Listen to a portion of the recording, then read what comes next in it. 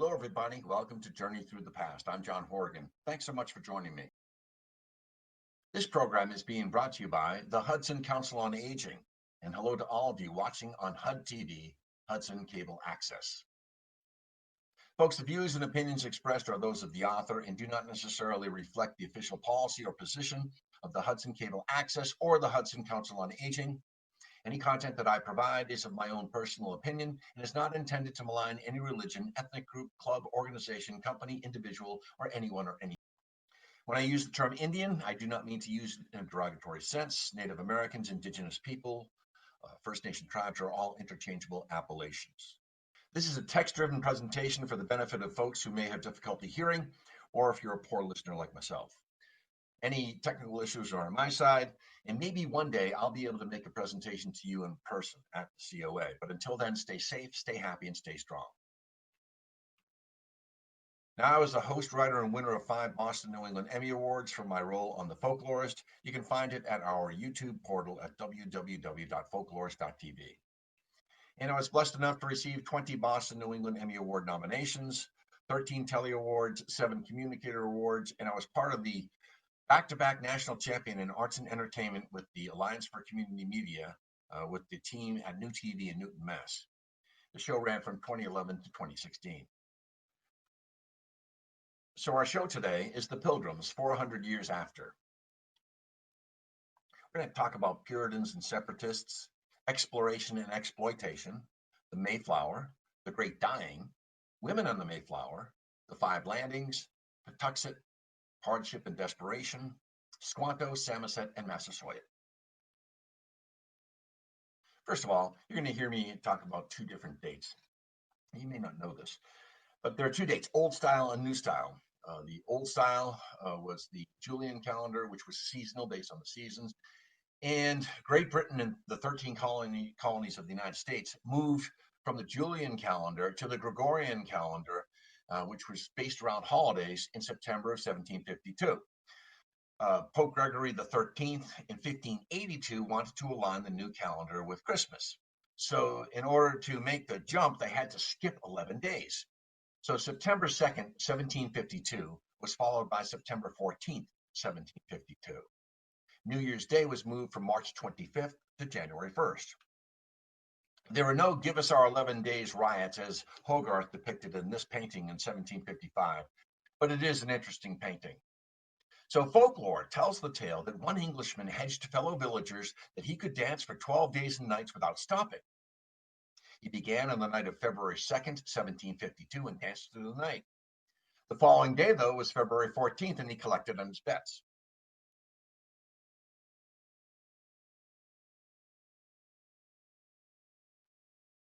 A Puritan believed that it was necessary to go back to the absolute beginning of Christianity before the church had been corrupted. The only truths were in the Old and New Testament. If it wasn't in the Bible, it was a man-made distortion of what God intended. Even hymns were a corruption of God's word. Now, they believed that a congregation began with a covenant between a group of believers and God. Because the identity of saints had already been determined by God, there was nothing a person could do to win salvation. Matthew 18:20, for where 2 or 3 are gathered together in my name, there am I in the midst of them. Now, Puritans were English Protestants in the 16th and 17th centuries who sought to purify the Church of England of Roman Catholic practices, maintaining that the Church of England had not been fully reformed and should become more Protestant. And since the coronation of King James I, depicted on the right, in 1603, the pressure to conform to the Church of England was mounting. The king thought all Puritans were troublemakers and a threat to his power, and he exclaimed that he would, quote, harry them out of the land. Now, the separatists were Puritans who had determined that the Church of England was not a true Church of Christ. In 1607, when the Bishop of York found out about the separatist gatherings, some were imprisoned while others were being watched. Even though the king wanted them out of England, a person would need official permission to voyage to the European continent. So if they were to sail for Holland, where they felt they could worship as they wished, they would have to do it in secret. Now, William Bradford grew up in Austerfield in northern Nottinghamshire, and I start off with him because I traced my lineage on my father's side, and he is my great, great, great, great, great, great, great, great, great grandfather. Hey, Pops. So he attended religious services in a nearby village called Scrooby. And it was here that he met the town's postmaster, William Brewster. And also he met the preacher, and he was a very eloquent speaker, John Robinson. They were separatists. The separatists' escape from England did not go well, as the first captain that they hired to take them to Holland turned out to be a traitor and a thief who turned them over to the authorities in the Lincolnshire town of Boston. After several months, they were released from prison and planned yet another escape, securing the services of a trustworthy Dutch captain. Unfortunately, the local militia pursued them to their departure point, which was Grimsby, and the men hastily sailed, literally leaving the women and children on the dock. But fortunately, they would rejoin their husbands a few months later in Holland. As they were now considered political dissidents in Holland, they were unprepared for the harsh reality that they would become social outcasts in a foreign country. That's Leiden. And that's where John Robinson took the congregation to. They faced limited persecution in Leiden. So William Bradford, after selling his estate in Austerfield, settled into Leiden as a fustian, or a corduroy worker, and he married Dorothy May in 1613. They had a son named John in the year 1617, whom they would leave behind, and this certainly contributed to Dorothy's depression while she was on board the Mayflower. William Bradford, after selling his estate in Austerfield, settled into Leiden as a fustian or corduroy worker, and he married Dorothy May in 1613. They had a son named John in 1617, and they left him behind when they went to the New World. They left him in Holland, and this might have contributed to Dorothy's depression while she was on board the Mayflower. I think of that, a mother parted from a newborn, forced to sail 3,000 miles across a rough ocean, and she only had one small chest of clothing for herself and her husband and their children. Tough life. Now, William Brewster drew the ire of the English when he published, with the assistance of a 23-year-old named Edward Winslow, a separatist pamphlet that was critical of the king and his Church of England. He went into hiding as James had put out a bounty on his head. Now, early in the 17th century, England realized that its future prosperity relied on the colonization of North America, as Spain, France, and Holland were reaping profits from the fish and fur trade. These European kingdoms had highly developed military, naval, governmental, and entrepreneurial capabilities, and the Spanish and Portuguese centuries-old experience of conquest and colonization during the Reconquista, coupled with new oceanic ship navigation skills, provided the tools, ability, and desire to colonize the New World. The English were behind. So that's why in 1606, King James chartered the Virginia Company with the backing of wealthy merchants in London and Plymouth, England. Now, after attempts to found a colony in modern-day Maine failed, it was called the Popham Colony, and Jamestown wasn't returning the wealth that they had anticipated, the king resolved to franchise future settlements by issuing particular patents to those who wished to begin plantations in the New World. The Great Comets of 1618. In 1618, 3 comets were seen in the skies over Europe, with the third apparition in December being the brightest. Comets were perceived to be portents of doom, and the 30 Years' War followed shortly thereafter. Now, Native Americans also saw these comets, and they also interpreted them to be a very bad sign. So with Brewster still in hiding, John Carver and Robert Cushman took up negotiations with officials in London, and by June 1619, they had secured a charter from the Virginia Company. But one problem was they were broke and they couldn't finance the venture. Nearly broke. Then Cushman learned that a group similar to their own, led by a man named Blackwell, left that winter for Virginia with 180 English separatists from Emden, Holland. By the time they arrived in America, 130, including Blackwell himself, were dead. So this gave the Pilgrims pause about their intended journey across the Atlantic. Now, when the Dutch government learned of the Pilgrims' intentions to emigrate, they covertly undermined their attempts to finance an expedition, fearing they would encroach upon their desired location that would become the settlement of New Amsterdam. The Pilgrims then turned to a wealthy English merchant, along with 70 of his British business partners, known as the Merchant Adventurers. The man's name was Thomas Weston. And they saw 2 opportunities: investment and a way to plant their religion in a foreign land. And their charter specified that they could establish a settlement in northern Virginia, which in reality was at the mouth of the Hudson River. Now, Weston proposed that they form a joint stock company, whereby the adventurers would finance the voyage, and in return, the Pilgrims would generate profits through cod fishing and the fur trade. For the next 7 years, the Pilgrims would agree to work for 5 days a week for their investors, 2 days a week for themselves, and a 1-day rest on the Sabbath. About 1/3 of the Pilgrims, approximately 125, prepared for the journey west. Then Weston changed the terms of their agreement. Now the Pilgrims must work for the investors for 6 days a week, with only 1 day off for the Sabbath. And Robert Cushman agreed to these new terms without even consulting the Pilgrims. And the Pilgrims wanted to reach the Hudson River before winter, and by June 1620, Weston still had not secured any transportation for them. And now Weston insisted adding non-separatists to the expedition.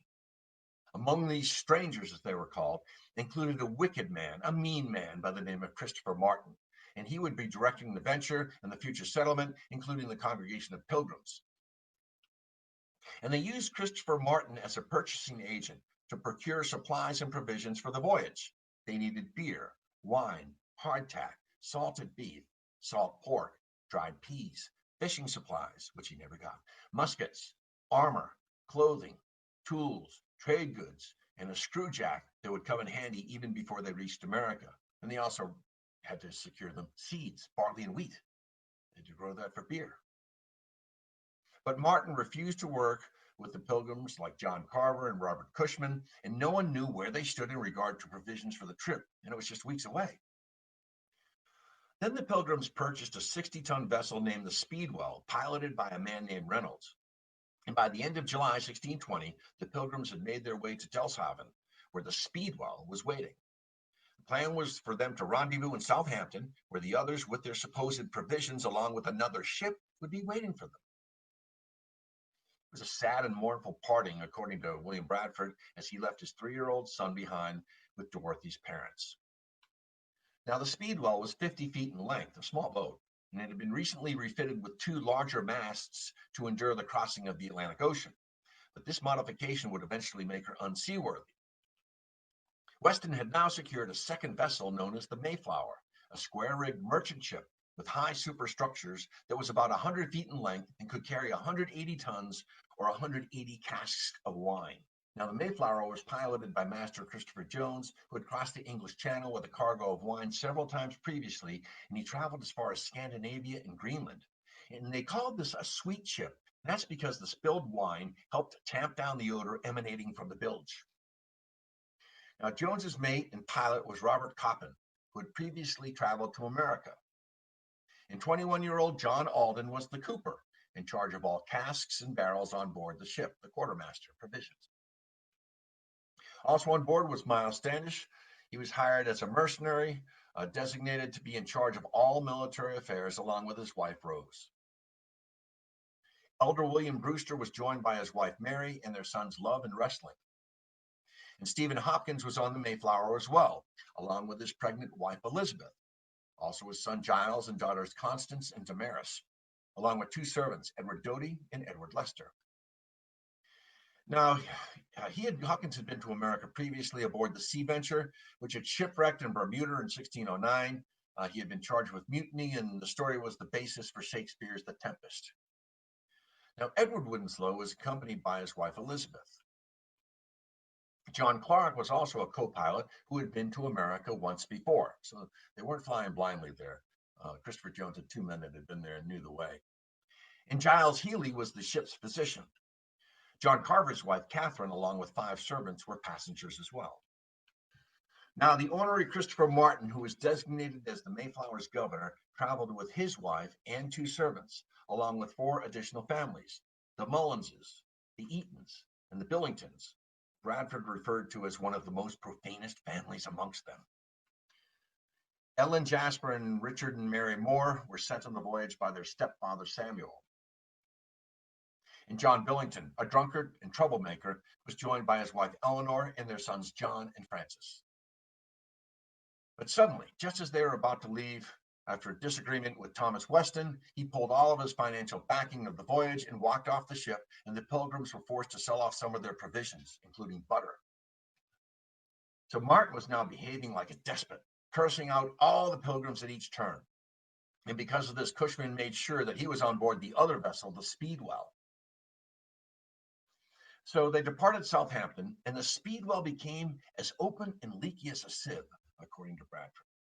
Several days after clearing the Isle of Wight, they had to turn back and head to Dartmouth for repairs.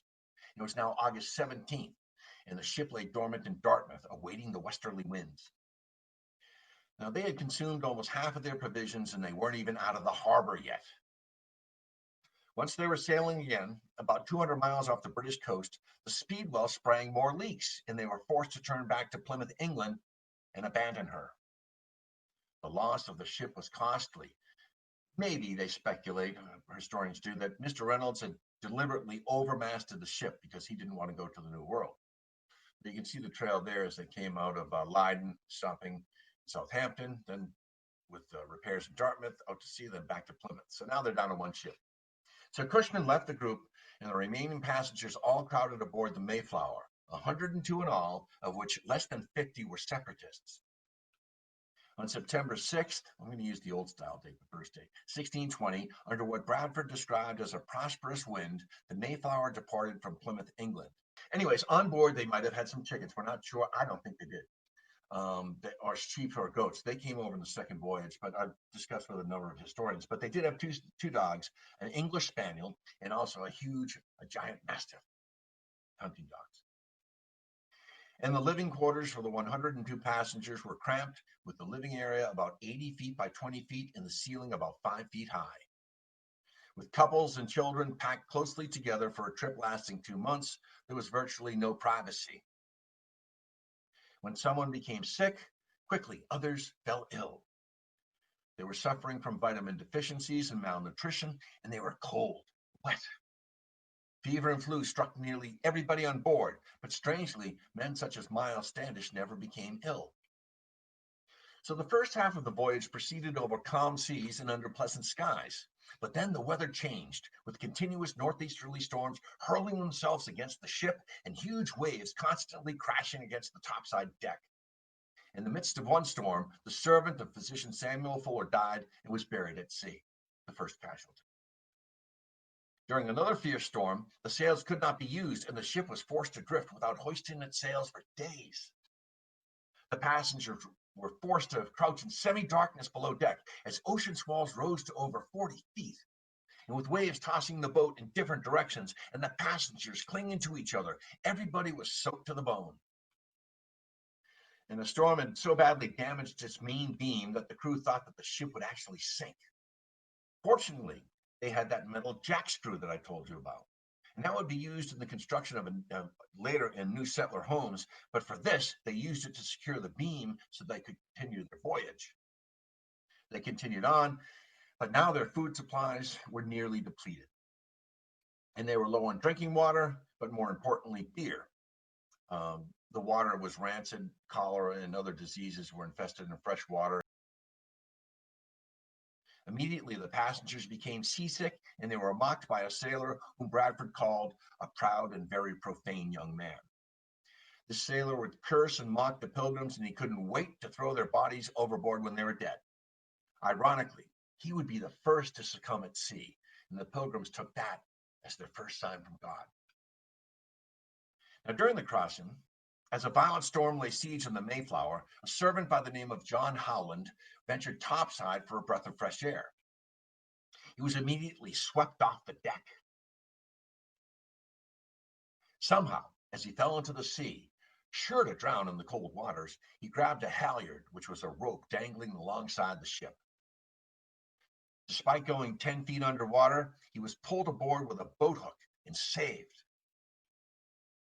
He would go on to marry Elizabeth Tilley, who was considered the prettiest on the vessel, and they would go on to have 11 children and 88 grandchildren. Today, their diaspora and line of heritage can account for over 1.5 million people all over the globe. The crossing was slow and tedious, and they averaged a speed of about 2 miles per hour, bucking the undiscovered Gulf Stream and the westerly gales. Most of the passengers were now gravely ill, and Master Christopher Jones was using a map by explorer John Smith, and he was desperate to make landfall to get these sick people off his ship. And that's the John Smith map, and we'll talk about that.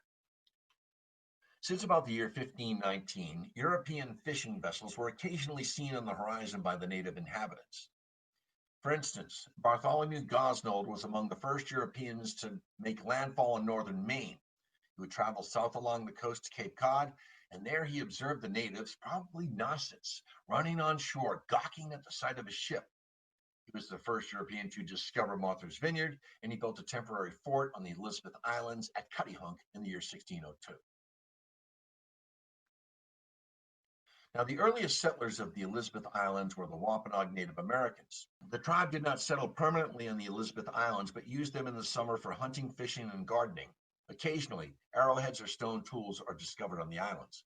So the natives would use the coastline in the summer, and then in the winter, they'd go into the interior. Martin Pring was an English explorer from Bristol, England, who in 1603 was captain of an expedition to North America to assess commercial potential. He explored areas of present-day Maine, New Hampshire, and Cape Cod in Massachusetts. In the process, he named what is now Plymouth Harbor Whitsun Bay, and the nearby hill Mount Aldworth, after the two Bristol merchants who provided him with ships and supplies. Now, his crew were the first known Europeans to ascend the Piscataqua River, and it's thought that Italian explorer Verrazzano explored this part of the New England coast in 1524 to 1525, looking for a route to the far east, but he did not make landfall until he reached the St. Lawrence River. In 1606, Pring returned to America and mapped the Maine coast. He sailed into a bay in New Hampshire in search of sassafras, then considered to be an elixir of life in Western Europe. They moved down the coast to the Pamet River in Truro, Cape Cod, and they built a fort at the foot of Corn Hill, which would be later discovered by the Pilgrims. But soon conflict arose. Pring's men had deceived the Nausets in trade, and Pring's ship was attacked by a large force of natives. His ships fired cannons at them, and he unleashed two large mastiff dogs upon them. As the ship departed, warriors of Pring's men burned the woods on the shoreline as more than 200 warriors shouted at the sailors. Some accounts say that the natives burned the shoreline. They had no reason to do it. It was Pring's men that burnt their fort. George Weymouth, explorer from England, who discovered the area which is now Maine, also a slaver.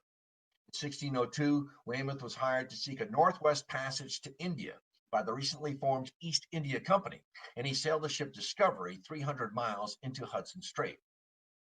He would later return near Monhegan off the coast of Maine on May 17, 1605, and chronicler James Rozier, who was on board, wrote that Monhegan was woody, grown with fir, birch, oak, and beech, as far as we say along shore, and so likely to be within. On the verge grow gooseberries, strawberries, wild peas, and wild rose bushes. And there Weymouth and his men lured natives on board their ship, and he kidnapped them, taking some of them back to England as slaves and to use in sideshows. Adrian Block, a Dutch privateer, a pirate, who is best known for exploring the coastal and river valley areas between present-day New Jersey and Massachusetts during 4 voyages from 1611 to 1614, following the 1609 expedition by Henry Hudson. He's noted for naming Block Island in Rhode Island and established early trade with the Native Americans. The 1614 map of his voyage features details of the mid-Atlantic region for the first time, and on which the term New Netherland is first applied to the region. He is credited with being the first European to enter Long Island Sound and the Connecticut River, and to determine that Manhattan and Long Island were islands. He may have established peaceful relations with the indigenous peoples, as he was after the burgeoning and lucrative trade in beaver pelts, because beaver fur was all the rage in Europe and it was water resistant. In late 1613, his ship, the Tiger, burned to the waterline, and the local Lenape tribe helped him build a new ship. Now, there's not a record here of conflict with the native inhabitants, which stuns me actually when you talk about European exploiters. So, according to oral tradition and archaeological evidence, the Wampanoags, or Wampanoags, had occupied this area for nearly 10,000 years and consisted of a population of around 12,000 people by the time of the explorer Samuel de Champlain's mapping expedition around Plymouth Harbor, and he called Plymouth Harbor Port St. Louis in 1605. And that's his map there. The Charles River. And now John Smith. In 1606, John Smith became involved with the Virginia Company of London's plan to colonize Virginia for profit, and King James had already granted a charter. During the voyage to Virginia, though, Smith was charged with mutiny, and Captain Christopher Newport placed him under arrest and planned to execute him. However, when they landed at Cape Henry on April 26, 1607, and unsealed orders from the Virginia Company, they saw that Smith was now designated as one of the new leaders of the colony, so he was released. As the colony starved and began to die off, Smith tried to obtain food from the local Indians, but it required threats of military force for them to comply. So Smith discovered there were those among both the settlers and the Indians who were planning to take his life, and he was warned about the plan by Pocahontas. He called a meeting and threatened those who were not working that he that will not work shall not eat. After that, the situation improved and the settlers worked with more industry. Smith would later claim that he was captured by the Powhatan twice, and that Pocahontas begged her father, the Sachem, the chief, to spare his life on both occasions. We don't know if that's true, but just to put the pieces together, had Pocahontas not spared Smith, Smith wouldn't have come up the New England coast 7 years later and made the map that was used by the Pilgrims. Anyway, Smith was severely injured by a gunpowder explosion in his canoe, and he sailed to England for treatment in mid-October 1609, and he never returned to Virginia again. In 1614, he returned to America in a voyage to the coasts of Maine and Massachusetts Bay. Smith was given command of the mission and set out in 1614 with 2 whaling ships and 2 subordinate commanders, Captain Michael Cooper and a man by the name of Thomas Hunt, a 20-year-old captain. So while the 2 ships kept busy fishing off the coast of Maine, Smith took a crew of 8 in a small boat to explore the northeastern coast of America, from Maine to as far south as Cape Cod, where he would obtain 11,000 beaver and otter pelts from the natives. He would name the region New England, and the commercial purpose was to take whales for fins and oil and to seek out mines of gold and copper, but both of these proved impractical, so the voyage turned to collecting fish and furs to defray the expense. Now, on his map, which was first published in 1616, Cape Cod was called Cape James, an apparent gift to the English monarch, but fortunately, this name didn't gain traction, and Bartholomew Gosnold's original name of Cape Cod endured. Indian place names were now replaced by the names of English cities at the request of Prince Charles. The settlers of Plymouth Colony adopted the name that Smith gave to that area. Other place names on the map survive today, such as the Charles River, marked as the River Charles, and Cape Ann, marked as Cape Anna. And during this time, as he made his way along the south shore of Massachusetts Bay, he became involved in a fracas with the Quanahasset tribe as he passed by the rocky ledges of modern-day Cohasset. The natives fired arrows while Smith's men exchanged musket fire, allegedly killing one native and wounding another in the thigh at a place called Hominy Point. Today they call it Smith's Rock. Smith collected a ship's cargo worth of furs, train oil, and core fish and returned to England, stocked full of beaver and otter pelts and fish. However, the expedition's second vessel under the command of Thomas Hunt stayed behind. They captured a number of Indians as slaves, including Squanto of the Patuxet tribe.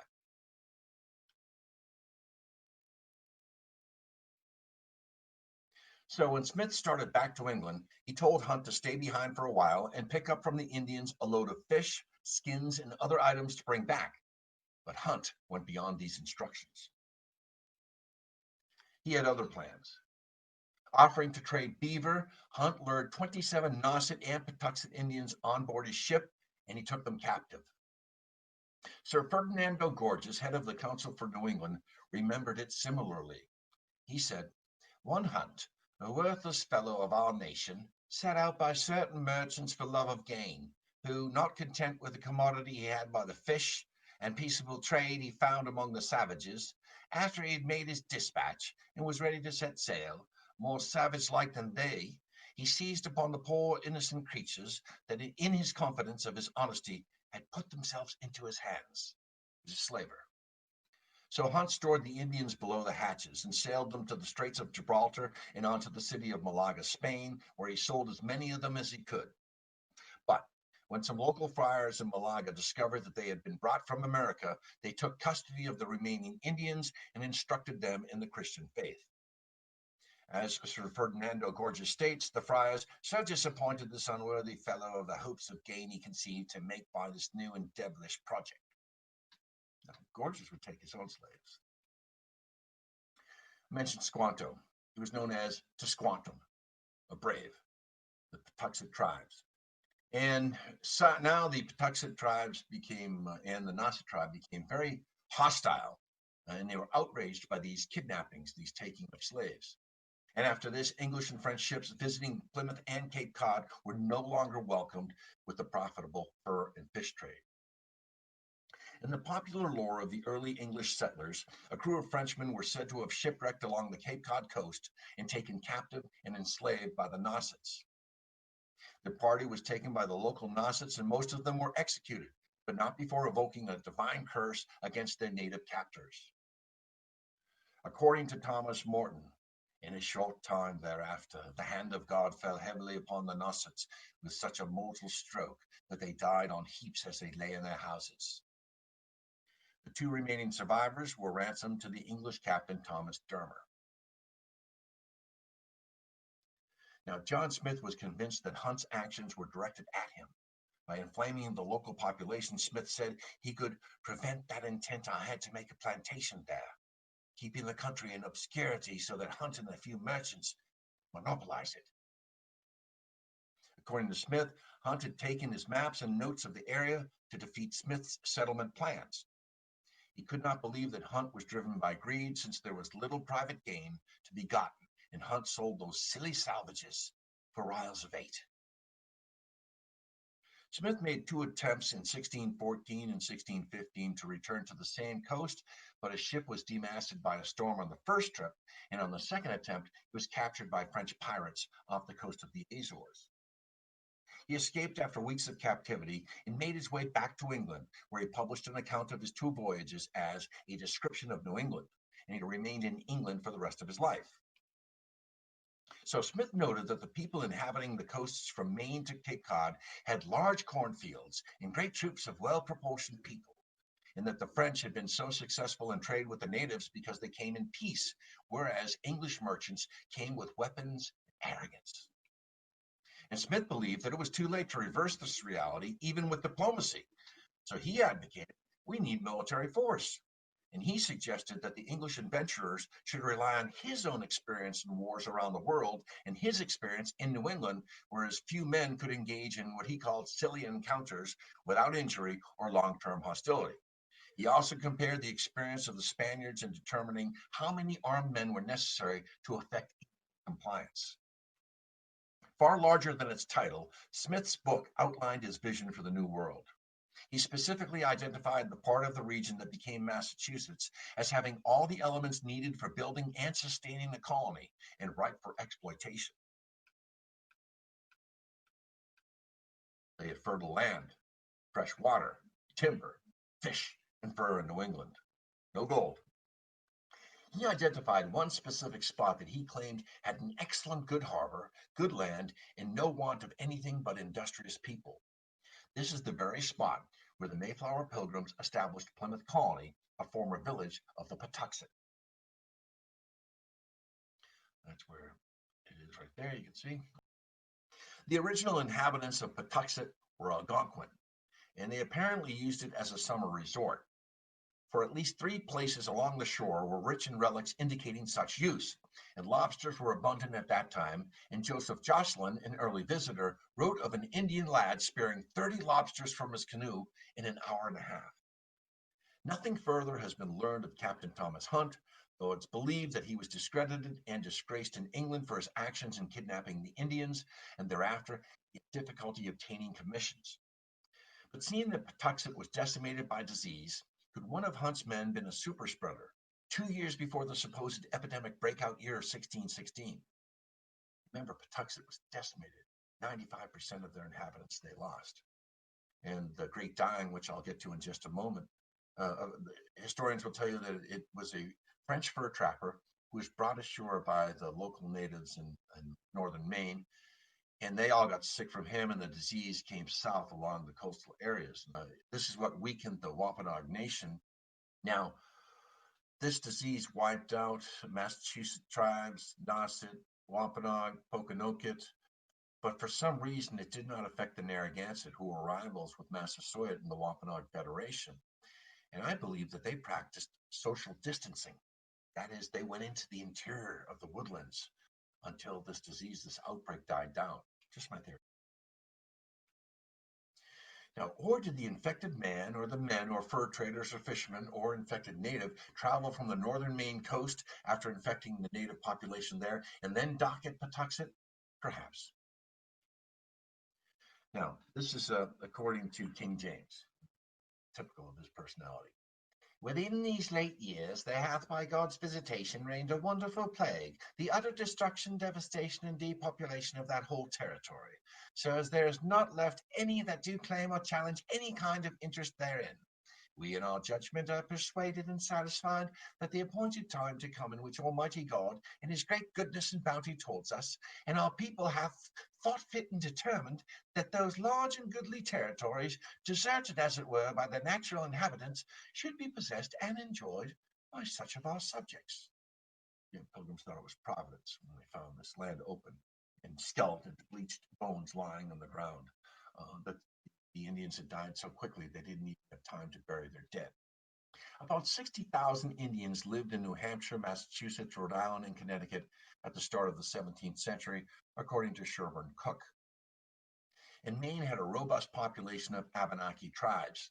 According to some estimates, Maine had more than 20,000 Penobscot, Micmac, and Passamaquoddy Indians. And the Passamaquoddy, by the way, were the first to make contact with Europeans, and they were actually devastated by a typhus epidemic in the year 1586. And then comes the Great Dying, 1616 to 1619, just prior to the Pilgrims' arrival. And the introduction of European diseases to the Wabanaki was devastating. From 1616 to 1619, nearly all of the native inhabitants along the coast were wiped out. It swept New England from Maine all the way down to Cape Cod. And we believe now the native people death rate was as high as 90 to 95%. And among the Wabanaki, they had a more spread out population. Their death rate was more than 75%. Now, the specific agent responsible for this epidemic has not been identified specifically, but it may have been a plague, maybe smallpox or viral hepatitis. It has been categorized as a virgin soil epidemic. You see, the Native Americans did not have the immunities and antibodies to fight off animal-borne viruses and diseases. The specific agent responsible for this epidemic has not been specifically identified, but it may have been plague, smallpox, or viral hepatitis. It's been categorized as a virgin soil epidemic. The natives in America did not have immunities or antibodies to animal-borne diseases. The Europeans had lived for thousands of years with the big six. That is sheep, goat, cattle, horses, pigs, and poultry. And these people had built up natural immunities to these animal-borne diseases. And like today, they didn't even know that they were still carrying the disease and that they could infect others. So further north, though, along the Maine coast, where natives had more sustained contact with French traders, some of the earliest reports of disease outbreak were made. So yes, certainly French traders did bring the disease to northern Maine. Question is, who brought it to Plymouth? And in 1616, Father Pierre Baird, he was a French Jesuit missionary, he noted that the Abenaki are astonished and often complain that since the French mingle and carry on trade with them, they are dying fast and the population is thinning out. That same year, Captain Richard Vines, an English explorer, wintered on the Maine coast, and he noted that the local natives were sore afflicted with the plague, for that the country was in a manner left void of inhabitants. Soon the mysterious disease spread throughout the coastal region. following the trade routes of the Abenaki, who traded furs for corn and other provisions from the tribes to the south, and turned the loose confederation of Algonquian villages that dotted the area into an apocalyptic wasteland. Native Americans did not possess the necessary immunities to fight off these animal-borne diseases that originated in Europe and Asia. And as I mentioned, the Europeans and Asians had developed the necessary antibodies over thousands of years to fight off the diseases that mainly came from chickens, pigs, and cattle. These animals were not native to the New World. The only beast of burden here in New England, actually there's more to Central America, would be the llama. They didn't even have the wheel. So Thomas Morton once again offers a vivid account of the landscape left behind. For in a place where many inhabited, there hath been but one left alive, to tell what became of the rest, the living being as it seems not able to bury the dead. They were left for the crows, kites, and vermin to prey upon, and the bones and skulls upon the several places of their habitations made such a spectacle after my coming into those parts, it seemed to me a new-found Golgotha. Disease continued to ravage the Massachusetts Bay shoreline, wiping out the native populations by the thousands. The epidemic covered an area that spanned from the Kennebec and Penobscot rivers of southern Maine to the Narragansett Bay of Rhode Island, with the highest rate of fatalities concentrated around Boston Harbor and Plymouth Bay. Sailing along the Massachusetts coast in 1619, Captain Thomas Dermer described the impact on the region, noting that the ancient plantations, not long since populous, now lay utterly void. In other places, a remnant remains, but not free of sickness. Edward Winslow, who acted as an early delegate between the Pilgrims and the surviving Wampanoag tribesmen, described the disease as being not unlike the plague, if not the same. There were certainly symptoms reported that are consistent with plague infection, that is, headache, nosebleeds, subepidermal hemorrhages, and multiple contemporary witnesses noted that the native dwellings were overrun by fleas. However, the case for plague, either bubonic or septicemic or pneumonic, is unconvincing. For one thing, there were no reports of the telltale buboes, that's swollen lymph nodes, associated with plague affliction. The Algonquian community structure also lacked the necessary population density for a plague virus to spread so rapidly and have such a devastating mortality rate. And finally, the New England climate is unsuitable for the Xenophila chiopus flea, which is the known carrier of Yersinia pestis bacterium. Smallpox is another strong candidate, and the reported pock marks on the victims seem to point in this direction. But critics of this theory note that it was uncommon for the adult Europeans, who through generations of exposure had by this time developed some level of resistance, to contract the smallpox virus, and unlikely that the disease would have survived a 6-week sea voyage made by explorers before running its course. Large-scale migration of European children would not take place for at least another decade, a factor which contributed heavily to the confirmed smallpox epidemic that ravaged parts of New England in 1633. In fact, studying the Narragansett language, Roger Williams, founder of the Rhode Island Colony, interviewed survivors of both epidemics, who made a point of distinction between the 1616 to 1619 plague and the 1633 pox, using two different words in their native tongue to describe two different forms of disease. And I believe that. In his study of the Massachusetts tribe, early colonist Daniel Gookin notes that he discoursed with some old Indians who were in their youth at the time of the epidemic, who say that the bodies all over were exceedingly yellow, and described it by a yellow garment that they showed me, both before they died and afterwards. This has led to speculation that perhaps the plague was in fact yellow fever. However, this theory has largely been discounted since the epidemic lasted through the cold New England winters, and that would be impossible for a vector-borne disease to survive. Other potential maladies that have been raised by medical historians include hepatitis, meningitis, typhus, chickenpox, pneumonia, trichinosis, influenza, and most recently, leptospirosis. But as of yet, all attempts to identify the nature of the 1616 to 1619 epidemic remain inconclusive. Back to Squanto. The friars tried to convert to Squantum during the time that he lived with them to Christianity, but his heart still yearned for home, so he then escaped to England, where he learned the English language.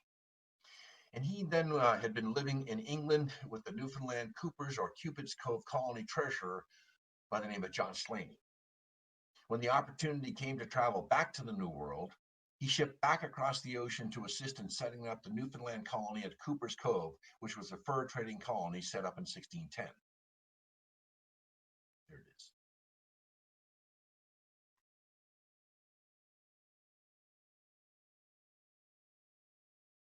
Thomas Dermer, you've heard me mention his name a few times. While in Newfoundland, Tisquantum encountered a ship's captain by the name of Thomas Dermer, who had worked with Captain John Smith, perhaps even on that 1614 mapping expedition in which Squanto had originally been taken.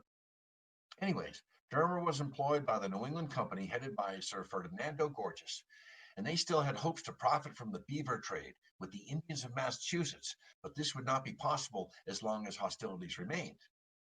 So Thomas Dermer recognized that Tisquantum, who had now been living with Englishmen for a number of years, could act as an interpreter and peacemaker between the English and the still enraged Indians of the Patuxet and Nauset tribes. So in 1619, Captain Dermer and Tisquantum set off for New England to attempt to make peace and reestablish trade with the Indians, and to map out the natural resources that could be exploited by the company. But upon arriving, they discovered Tisquantum's town, all of the Patuxet were dead from the plague. But he did make contact with Massasoit and Massasoit's brother, Quatakina, who were heads of the Wampanoag Confederation, and in the absence of his own people, he took up residence with them in their town. Their plan to make peace was foiled by the fact that Tisquantum's tribe had been completely wiped out. And meanwhile, Dermer was captured by natives at Nemasket, and Squanto came to negotiate his release, and he returned to England. Dermer did. Squanto stayed. That's Nemasket there. Now, Epenow was a strong, intelligent Wampanoag Indian who lived on Martha's Vineyard. In 1611, Captain Edward Harlow captured him while exploring the New England coast. And allegedly, Harlow had been commissioned by Sir Ferdinando Gorges to kidnap Indians for slaves while they explored the New World. Gotcha. Gorges was a slaver. All told, Harlow brought 30 Indian captives back to London, intending to sell them to the Spanish as slaves. And he took Epenow with him. Now, Londoners were fascinated by the exotic American Indians brought to England by explorers, and the captives became sideshow attractions in street carnivals, in coffee houses and taverns, and even Shakespeare probably saw Epenow in person, and he was probably thinking of Epenow when he mentioned a strange Indian in his play Henry VIII. Now, Gorges took Epenow as his own slave, and he housed him with another Indian by the name of Assakumet, who taught him English. That allowed Epenow to observe Gorges's hopes and dreams and to figure out a way to get back home. And he persuaded Gorges he could show him a gold mine on Martha's Vineyard. All he had to do was take him there. And Gorges took the bait. He commissioned a voyage to Martha's Vineyard with Epenow and one or two other Indians along as translators and guides. And also backing the trip were Shakespeare's sponsor, the Earl of Southampton, and Captain Nicholas Hobson. Gorges didn't completely trust his Indian slave, so he ordered Hobson to guard him closely and to dress him in long clothing that he could be grabbed easily. And when Hobson sailed into the harbor at Martha's Vineyard, Epenow's people greeted the vessel peacefully, and Hobson invited them aboard the ship. Once the Wampanoags came on deck, Epenow quietly hatched an escape plan with them. The Indians told Hobson they'd return with trade goods the next day. And then when they returned, they showed up with 20 canoes, but they refused to board the ship. Hobson talked and gestured, but the Indians remained standoffish. Then Hobson called Epenow out of the hold to translate. Epenow welcomed his people in English, which they didn't understand. Then he instructed them in his own tongue, which the English didn't understand. And then he tried to lunge off the ship, and the crew grabbed hold of his clothing. He was so big and heavy and strong, he dove overboard. When he hit the water, the Indians shot arrows at the ship. The English returned fire, killing some of the Indians, but Captain Hobson and the crew were wounded. The ship returned to England without any gold or the Indian slaves, and Hobson told Gorges that Epenow had been killed. Wasn't. Epenow had no use for the English from then on, and he became a sachem on Martha's Vineyard, and he led the Indians' resistance to the colonizers. In 1619, Captain Thomas Dermer came back to Martha's Vineyard, and Epenow visited with him peacefully, and he told him, actually he was laughing, about his escape. Dermer returned the next year in 1620, shortly before the Pilgrims arrived. So Thomas Dermer returned the next year, 1620, shortly before the Pilgrims arrived.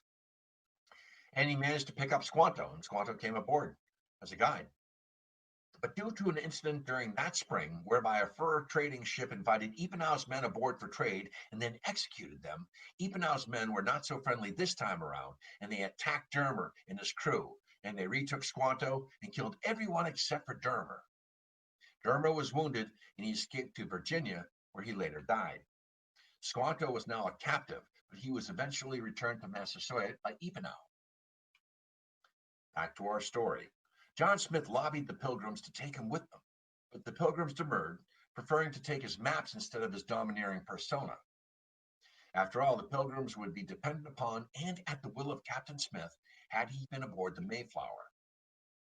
Smith insisted later that had the Pilgrims read his map and taken advice and gone to Boston, it would have been a more suitable settlement.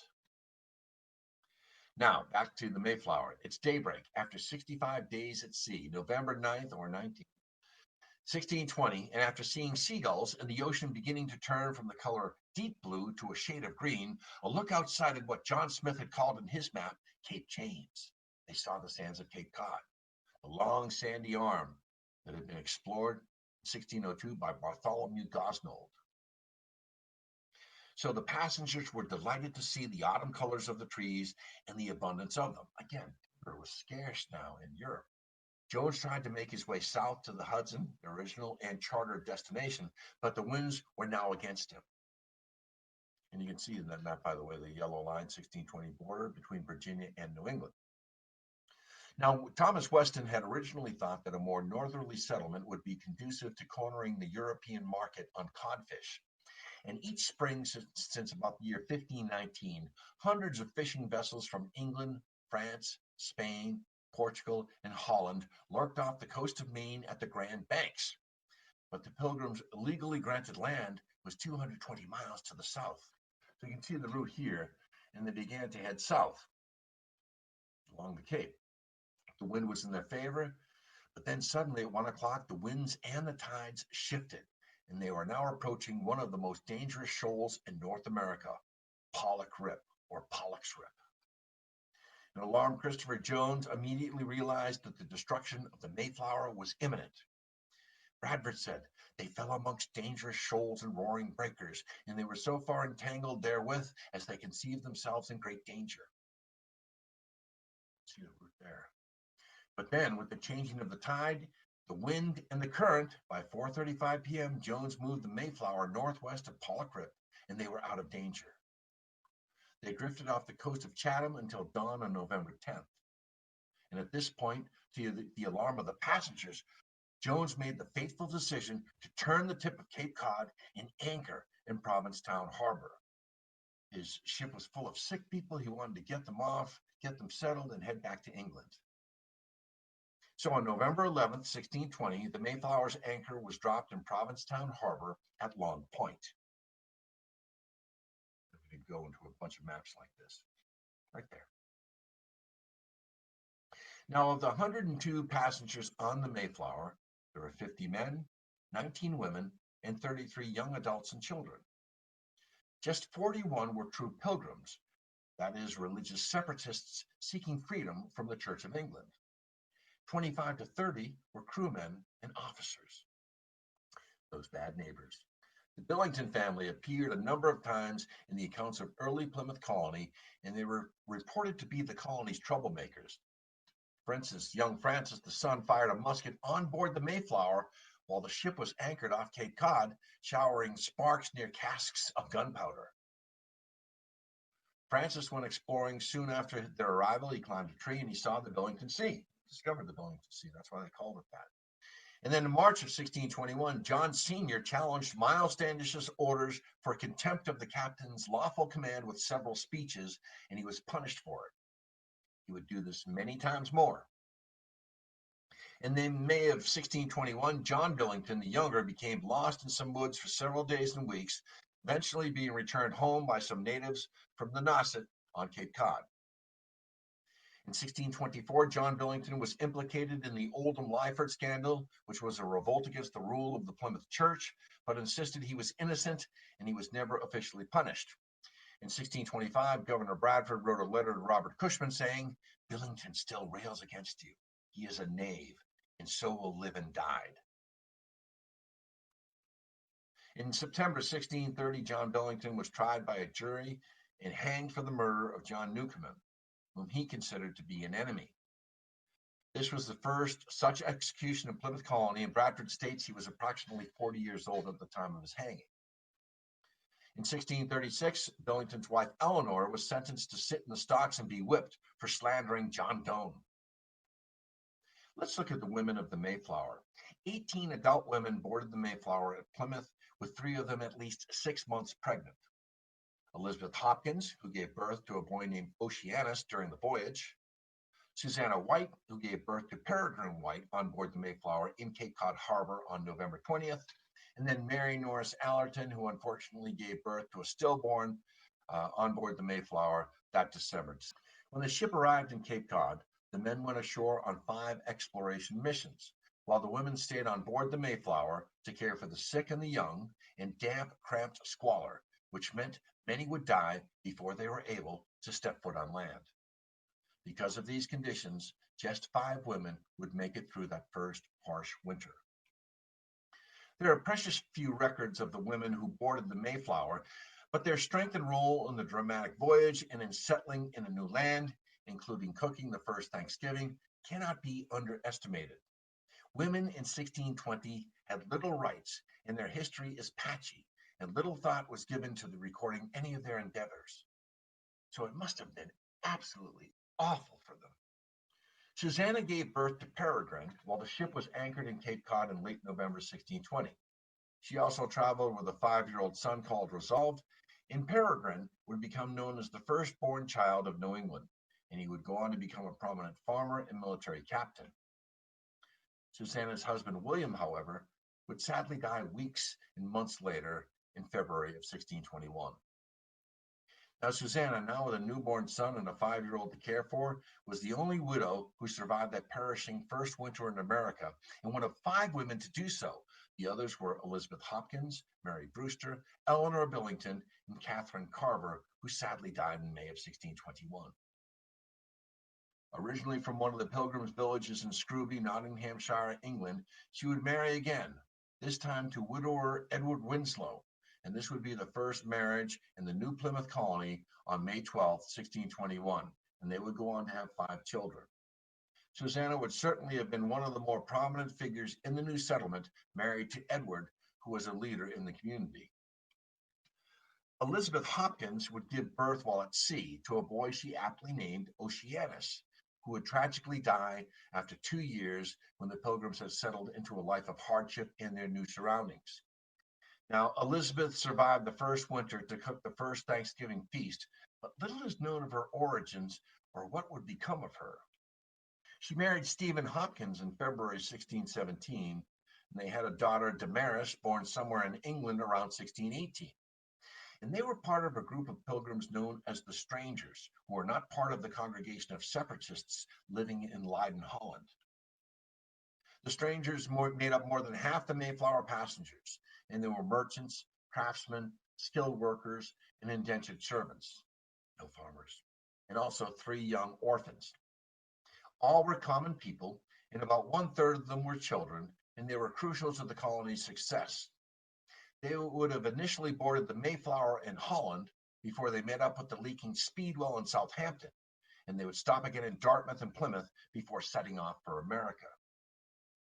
Now, Mary Norris Allerton, was possibly born in Welford, England in 1592, and she wed Isaac Allerton or Allerton in November 1611. She was around 30 years old when they traveled to North America, with her husband, Isaac, and 3 children. She was an active member in the Leiden Church, and she was pregnant when she left Leiden on the Speedwell for Southampton before transferring to the Mayflower. She and Isaac had already buried a child in Leiden in February 1620 before she gave birth to a stillborn son in Plymouth in the harbor while the Mayflower was docked on December 23rd, 1620. Now, Mary herself died during that first winter in February of 1621, though her husband and her 3 children survived. 4 years later, Isaac Allerton remarried Fear Brewster, who was the daughter of Elder William Brewster, and they had 2 children, Sarah and Isaac. And after the death of his second wife, Allerton then moved to Marblehead, and he remarried Joanna Swinnerton in 1637, and he would eventually die in New Haven, Connecticut in 1659. Priscilla Mullins Alden. Priscilla was not one of the 18 women recorded to have crossed the stormy Atlantic, because she was just a teenager at the time and one that had a hard start to her new life. Her father, William Mullins, died on February 21st, 1621, while the ship was docked for 4 months. And Priscilla's mother and brother, Allerton Joseph, died in that first winter as well, meaning Priscilla started life in America as an orphan at the age of 18. Now, she went on to marry John Alden in what is thought to be the 3rd marriage in the Plymouth Colony, and she was one of the surviving women who became a family and fought throughout the hardship to help the colony eventually thrive. She is best known for the poem The Courtship of Miles Standish by Henry Wadsworth Longfellow. According to Longfellow's legend, John Alden spoke to Priscilla Mullins on behalf of Miles Standish, who was too shy in talking to the lovely young lady, so he asked Alden to propose on his behalf, and Priscilla said, "Why don't you speak for yourself, John?" And they were married. Priscilla would become a leading figure in the colony, and by 1627 they were living in a house in the hillside across from the governor's house and near the fort. Now, John Alden served in various offices in the government of the colony, and he was elected as assistant to the governor and to Plymouth Court as early as 1631, and he was regularly reelected throughout the 1630s. Not much is known about Mary Brewster, but it's believed she was born around 1569, and she married Elder William Brewster in 1592. Because in an affidavit filed in Leiden, Holland, it's believed that she was 51 at the time of the voyage, and she sailed to Plymouth on board the Mayflower in 1620, along with her husband and also her 2 youngest children. And she was one of only 5 reported adult women aboard who survived that first winter, and one of just 4 still alive for the so-called First Thanksgiving in the fall of 1623 or 1621. There's been dispute. I believe the first Thanksgiving, if you want to call it that, took place in 1621, but I've looked at historical records who also reference 1623. Problem is, I don't think that they would have had a Thanksgiving after the Wessagusset Massacre, the Nemasket Raid, just my opinion. So, Brewster's son Jonathan joined the family in November 1621, arriving at Plymouth on the ship Fortune, before his daughters Patience and Fear arrived on another ship in July of 1623. But sadly, both daughters died later in 1634 when smallpox and influenza ravaged the region. Terrible years between 1633 and 1635, not only Plymouth, but also the Boston settlement. So the Mayflower was now moored in Provincetown Harbor, but before anyone was allowed to leave the ship, they wanted to hammer out a formal and binding agreement that we now know today as the Mayflower Compact, a primitive constitution of rights for men only. Knowing life without laws would prove catastrophic, colonist leaders created the Mayflower Compact to ensure a functioning social structure would prevail and preserve the right to worship as they wished. On November 11th, 1620, 41 adult male colonists, including 2 indentured servants, signed the Mayflower Compact, although it wasn't called that at the time. 9 men abstained and refused to sign it. Now, the Mayflower Compact was a short document which established that the colonists would remain loyal subjects to King James despite their need for self-governance. The colonists would create and enact laws, ordinances, acts, constitutions, and offices for the good of the colony and abide by those laws. The colonists would create one society and work together to further it. The colonists would live in accordance with the Christian faith. The Mayflower Compact was important because it was the first document to establish self-government in the New World, and it remained active until 1691, when Plymouth Colony became part of the Massachusetts Bay Colony. Let's read it.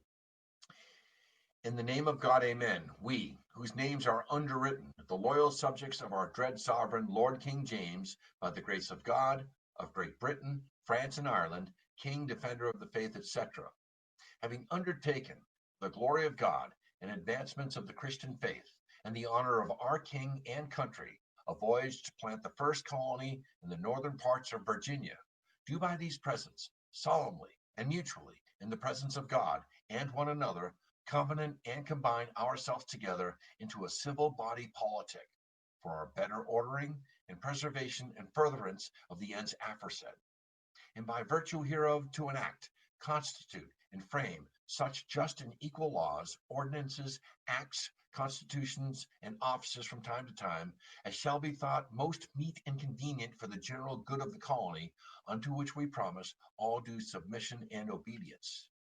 In witness whereof, we have subscribed our names at Cape Cod, the 11th of November, in the year of the reign of our sovereign Lord King James of England, France, and Ireland, the 18th, and of Scotland, 54th, 1620. Bradford reflected on that first morning in America with wonder. But here I cannot stay and make a pause and stand half amazed at this poor people's present condition. In the next 4 months, half of them would be dead. On November 6th, William Button had died while on board the Mayflower. Ellen Moore also died of illness on board the Mayflower. And the 5 who died while the Mayflower was anchored in Provincetown Harbor: William Button, November 16th or November 6th. Edward Thompson, December 4th. Jasper Moore, December 6th. Dorothy Bradford, December 7th. James Chilton, December 8th. And James Chilton was the only one who signed the Mayflower Compact who died while the ship was moored in Provincetown Harbor. So they arrived and they sent ashore. They did not leave the ship the following day after they had moored, because it was the Sabbath, November 10th. But on Monday, November 11th, they made their first landing at Provincetown. Now they wanted to explore the land.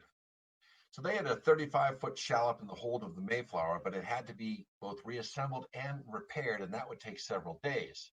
So they used one of the 2 ships' boats, 21-footer instead, and they sent 16 men ashore. So they originally allowed the passengers to go ashore to wash their clothes, and that was a tradition in New England. It was a Monday, where Monday became washing day. And we know the exact place where they first landed due to a map that was in Mort's relation. And again, they briefly came ashore. It was written by Edward Winslow. He would become the 3rd governor of Plymouth Colony, but he showed a map where the first steps on land supposedly took place, which is probably more accurate than Plymouth Rock, but we'll get to that. And the landing place is commemorated with a plaque in a small park located in the middle of the Rotary at the end of Commercial Street in Provincetown. And it's appropriately called Plymouth's First Landing Park. There's the first landing right there. Now, the Pilgrims immediately realized the sandy tip of the Cape was unsuitable for a permanent settlement, and they had to find a better location on the bay side of the shoreline. Bradford said, quote, "They fell upon their knees and blessed the God of heaven, who had brought them over the vast and furious ocean, and delivered them from all the perils and miseries thereof, again to set their feet on the firm and stable earth, their proper element." They retired back to the ship before nightfall, but they brought aboard badly needed firewood. So they remained on board the Mayflower on Sunday, November 10th, to pray on the Sabbath. And when Monday the 13th came around, limited passengers were allowed to go ashore to bathe and wash their clothes. As I mentioned, that became a traditional wash day in New England. So now they're going to, after the first landing, there were actually 6 landings if you count that first day on Monday when they came aboard just to get firewood and to wash their clothes. But now they were going to send an overland exploratory expedition over the Cape Cod Peninsula. And they had seen this river off in the distance, which was the Pamut River. And of course, they were searching for fresh water. So there are basically 3 exploration expeditions that took place, November 15th through the 17th, November 27th through the 30th, and then December 6th through the 12th. But let's look at the first one, November 15th through the 17th. It was a Wednesday, and that's when they decided to send an overland exploratory party down the sandy dunes of Cape Cod. And it would be a 3-day expedition. They saw whales in the harbor and wished that they had whaling harpoons. Ashore, they saw birds and geese. Bradford says the greatest store of fowl we ever saw. And Standish had the men in their light armor march in single file. They had marched about a mile when they saw 6 men or so, along with a dog, staring at them down the beach of Truro. This is not First Encounter Beach. So I like to call First Encounter Beach First Conflict Beach or Second Encounter Beach. We'll get to that in just a moment. So, for a timeless moment, can you imagine how the natives felt looking at these pilgrims, these explorers? And for a while, they exchanged stares. And then they saw a dog, and they ran into the woods, and one of the natives whistled for the dog, and they scampered into the woods. Well, the pilgrims followed them, but they were bogged down by ankle-deep sand. They had breastplates on and very weak legs from their voyage. And they pursued them for about 7 miles before deciding to camp for the night for the first night of November 15th. They built a fire on the beach line, and they posted sentinels, and then they picked up their chase of the Indians at first light on November 16th.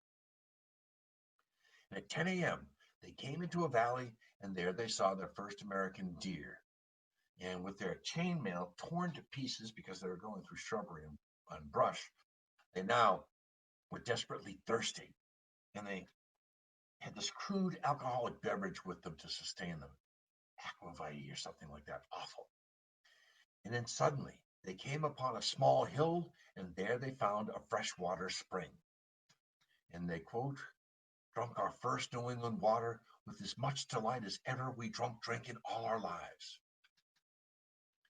That's supposedly a picture. It's known today as Pilgrim Spring. I visited that area just a few weeks ago. There's a marker there. So they were now going to billet for a second night, and they made camp at a place what is today called Pilgrim Pond. They lit another campfire as a signal to the Mayflower that they were safe. On the morning of Friday, December 17th, they found abandoned stubbled cornfields along with bones, and they stumbled upon what appeared to be a native grave.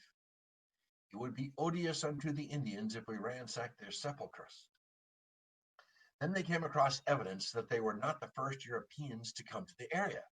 They found sawed planks and an iron kettle. There was no iron in the New World. And then they came upon the salty, tidal Pamut River.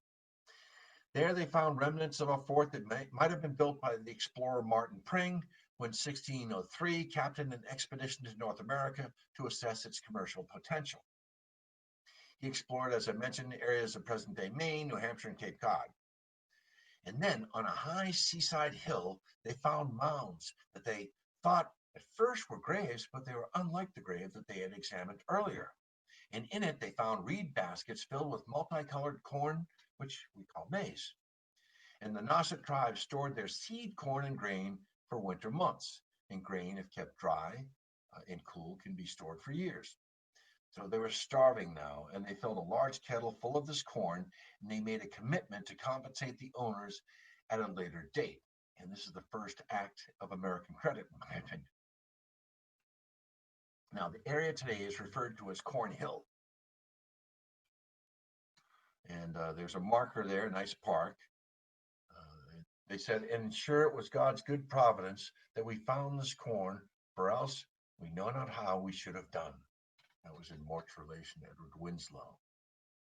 And there's a strange little marker that says Cornhill 1620 that I found just behind cottage number 10 at the Cornhill cottages.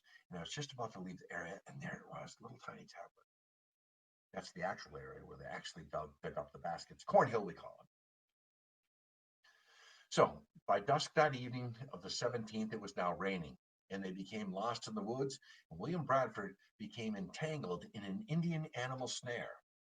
Finally, they met a landing party that was headed by John Carver and Christopher Jones at the shoreline, and they were taken back to the ship. Their first overland expedition was done.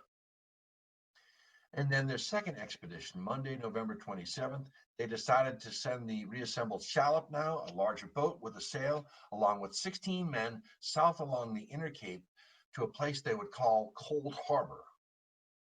This expedition now had 34 men and was led by Christopher Jones, 16 in a shallop, 18 in another boat joining them. That's Cold Harbor. So the winds were against them that night, and it blew them into an inlet, which is now Pilgrim Lake, and they spent the night there. And their shoes and clothing turned to ice. And Bradford would later recall, some of our people that are dead took the original of their death here. So here's where they got to go after more corn. So it was the morning of Tuesday, November 28th, and they were frostbitten. 6 inches of snow lay on the ground that had fallen overnight, and they decided to remain in Cold Harbor. Jones wanted to get back to the ship as they were in knee-deep snow and cold. So that evening, they camped by another fire, and they feasted on duck and geese. And the next morning, the 29th, they went looking for Cornhill, which was now obscured by the snow cover. They finally found it and located more stores of corn.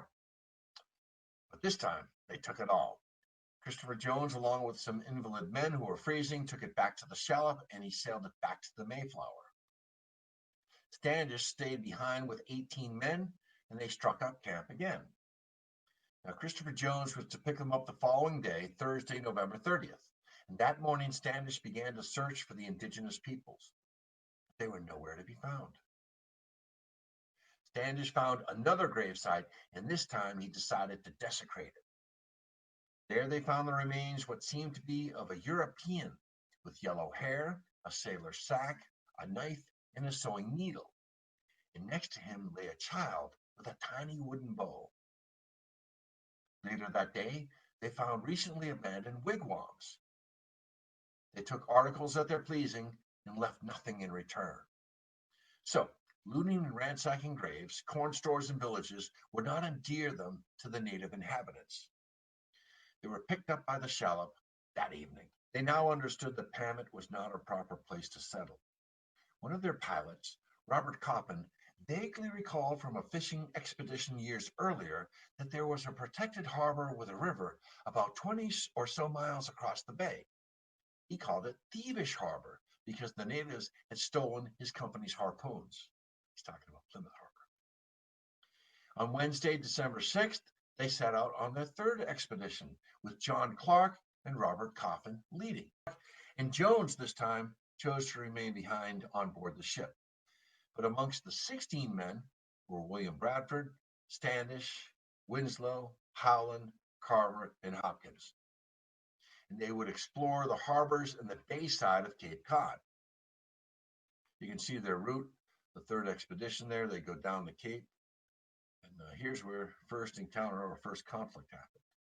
Right here, third landing, December 8th. So they sailed 15 miles down the coast, and now their coats were frozen by salt spray. They observed Indians hacking away on a beached whale carcass, and the natives then scrambled away when they glimpsed the shallop. So the Pilgrims set up camp and lit a fire, and they noticed a column of smoke about 4 miles away. And they'd heard strange noises throughout the night. So on the morning of the 7th, they continued to look for a settlement site as a landing party was dispatched from the shallop. They came across more grave sites and another abandoned village. By nightfall, they set up camp once again. But they were being watched. Now, Early on the morning of December 8th, following a long day of exploration and foraging, and an even longer night pierced by the hideous and great cry of what seemed to be a company of wolves or such like wild beasts, an exploring party of Englishmen was confronted by another great and strange cry, which they knew to be the same voices they heard in the night. This time, however, a returning scout exclaimed that the voices were not beasts at all, but men, Indians, Indians. His warning arrived only moments before a flurry of arrows flew through the barricaded Mayflower shore party, and 4 pilgrims returned musket fire, though none found its target. They disengaged and hastily returned to their shallop.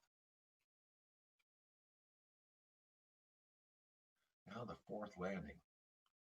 They scouted Cape Cod for a settlement site, but they found none, and then they headed for Plymouth Harbor and its deserted Patuxet village.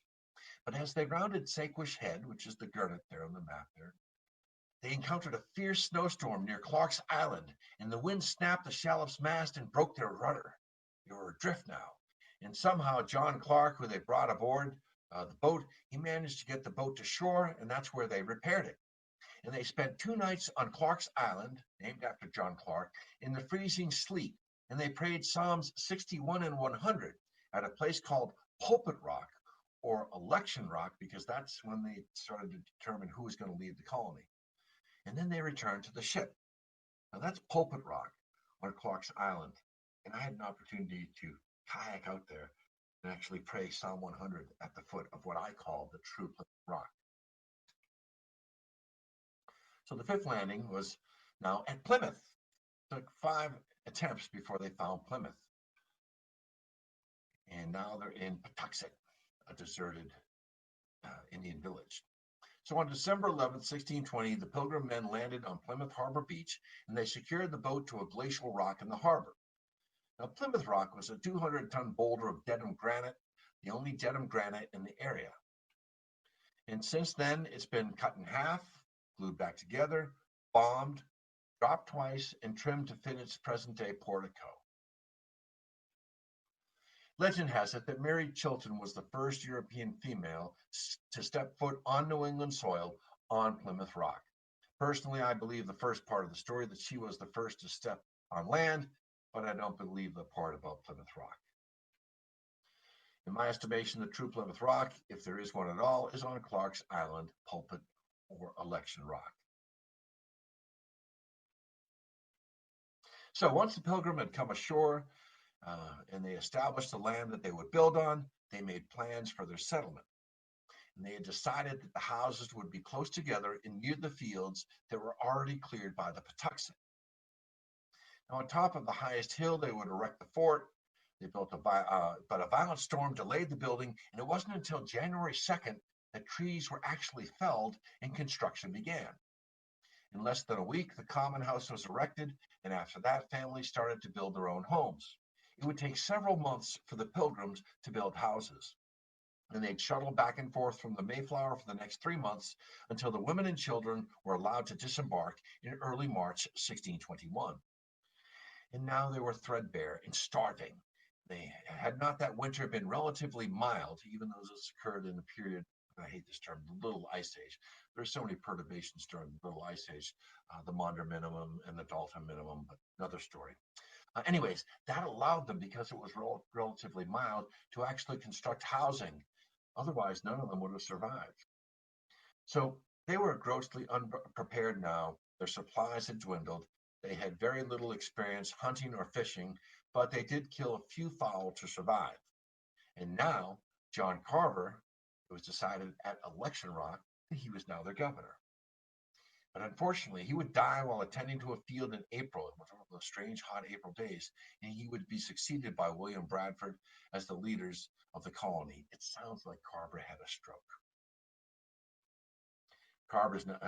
Bradford's now in charge. So Governor Carver, before his death, though, had rationed 5 kernels of maize to each person once each day. And they found mussels, which are shellfish. They consumed them, and then they were struck by shellfish poisoning. And come to think, they didn't even have a single fishing line to go after the massive amounts of fish that were just offshore. When spring arrived, only 57 of 102 pilgrims and their crew had survived. 17 were children, and now hunger and malnutrition led to disease, namely vitamin deficiencies like scurvy, pneumonia, and eventually death. 18 pilgrims died in January, 17 in February, 13 in March.